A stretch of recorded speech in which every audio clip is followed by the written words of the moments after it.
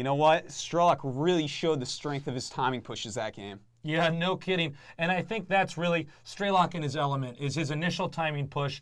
He certainly handled White Raw with a lot of ease. I thought that match was going to be a little bit closer, but I'm happy to eat my words. I was wrong. Yeah, you know what?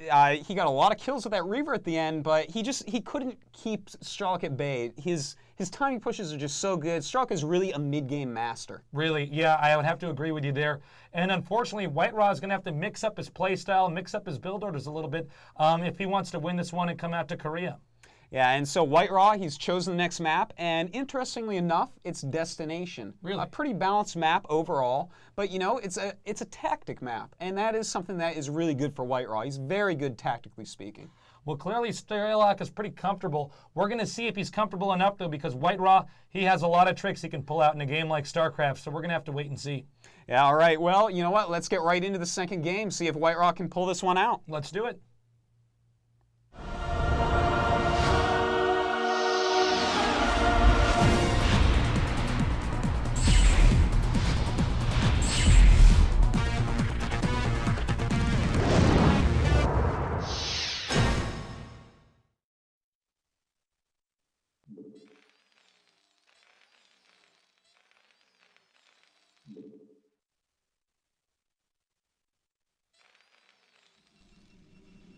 All right, well, here we go. White Raw has remade the game, and it is on Destination. An interesting choice for a PvT player here. We saw Super in the Chinese one, you know, play against LX on this map as his choice. So now we see White Raw thinking, all right, this is a tactical map. This is a map I should be strong on against Strelok. And it looks like our players are either speaking tongues or speaking Russian, I believe. Ukrainian, maybe. Ukrainian, maybe. Who knows? Could be anything. But it looks like we're not going to see a proxy here from White Raw, which I think is very strong on this map. It's what I normally do against a Terran player. But White Raw is a very tactical player, so he surely has something in mind here. Now, remember, White Raw lost our previous game, so we're going to see White Raw's S-class strategy here. He definitely has a strategy on this map. It's the map he picked. He says, oh, look, if there's one strategy against Terran that I got to use when I absolutely have to win, it's going to be this one on Destination, and we're going to find out what that is. Definitely. You know, it was his map choice. He starts out this best of 5 with a 1-0 advantage. So right now he's tied up with Strelok after that last game at 1-1. He chose Medusa. That was his map choice. Right. Because he was out of the winner bracket final. So, you know, this is his second map choice. I think we are, as you said, going to see just an absolute top-notch strategy. It's a very tactical map. You know, timings aren't going to work as well on this map because of those bridges. So I think that this map is going to lend itself a little bit more to White Raw's style. I think so. Strelok, though, you got to be careful. He's got such strong timing pushes. He does seem to push out when he's supposed to. And here we see Terran taking the refinery, the barracks going up here. Nothing out of the ordinary just yet. Protoss not scouting yet, so clearly White Raw is aware that the timing of what build he's going to do is dependent on getting as many probes onto minerals early. It doesn't really matter if he scouts the Terran or not. This is pretty much one of those builds that's engineered to deal with a multitude of different Terran strategies. Yeah, and you know what? Another interesting thing to mention here is, you know, they are both Ukrainian. They play all the time. They're both top foreigners. Any Ukrainian tournament, any Russian land that they go to, you know, any European land, online tournaments all the time. They play each other so much that has to come into it a lot. You know, there has to be a ton of psychology when these two meet up anytime.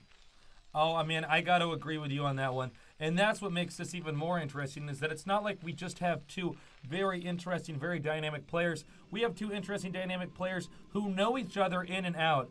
I'm sure these guys have played well over a couple hundred games against each other in their StarCraft careers. So when you see these two kind of people meet up where they know each other in and out, they know not only their own strengths and weaknesses, but the strengths and weaknesses of their opponents as well as the typical strategies.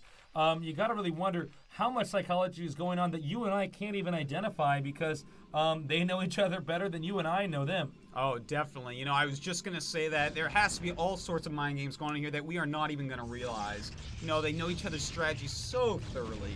And, you know, I would not be surprised if we see some kind of bizarre things that we don't expect that much just because they think it's going to catch each other off guard. Exactly. Now, it looks like the Terran's going to lose the SCV pretty soon here, although I do believe he did. Was that an early robotics facility? Yeah, I want to make sure I'm correct here. Yeah, early robotics facility. And we'll see. Doesn't look like he's going to cancel that. And he's just going to get those early observers out and then do some scouting, figure out what Terran's going to do. And, whoa, the Dragoon went temporarily blind there. Somebody get that guy a pair of glasses. That actually happens sometimes if you put the Dragoon on a certain spot on the ramp. But, yeah, he's going to go for probably the early observers. Probably.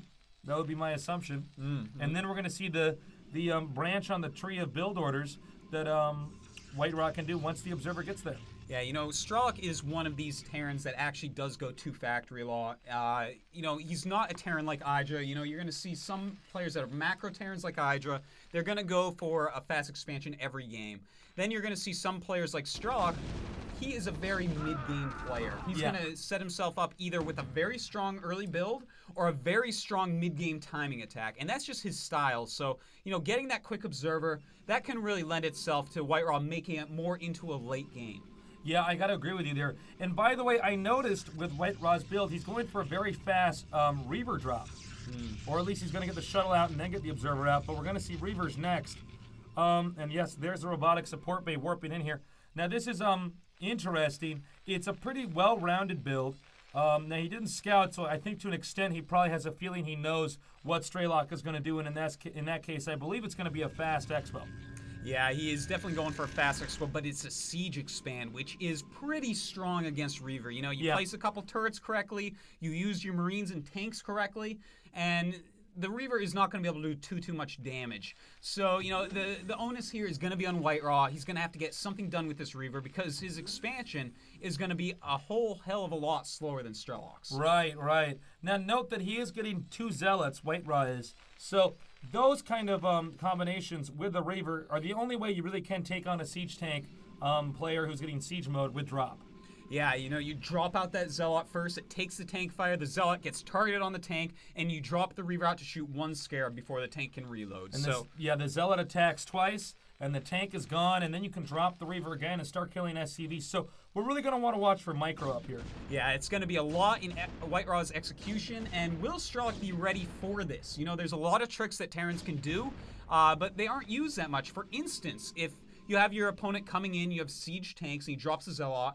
If you hit S on your tanks repeatedly and wait for the Reaver to drop, then you can just hit the Reaver. Right. And if you do moves like that, that can absolutely destroy a strategy like this. But again, that is not something that Terrans commonly use. You have to be very quick to do things like that. Yeah, it's just like hotkeying your cannons and targeting Scourge in a mid-game rush, PvZ. I mean, it's one of those things that you don't see used very much, but it's certainly there. And the Reaver's out. Here's that rush we were talking about. He's treating this Reaver drop a little bit more like a Bulldog rush. Look at this, a second siege tank sieging up, and the Zealot takes out another one. He's got to be careful, though. Loses the shuttle. The Reaver was inside there, and now the siege tank's going after the Dragoons that are left.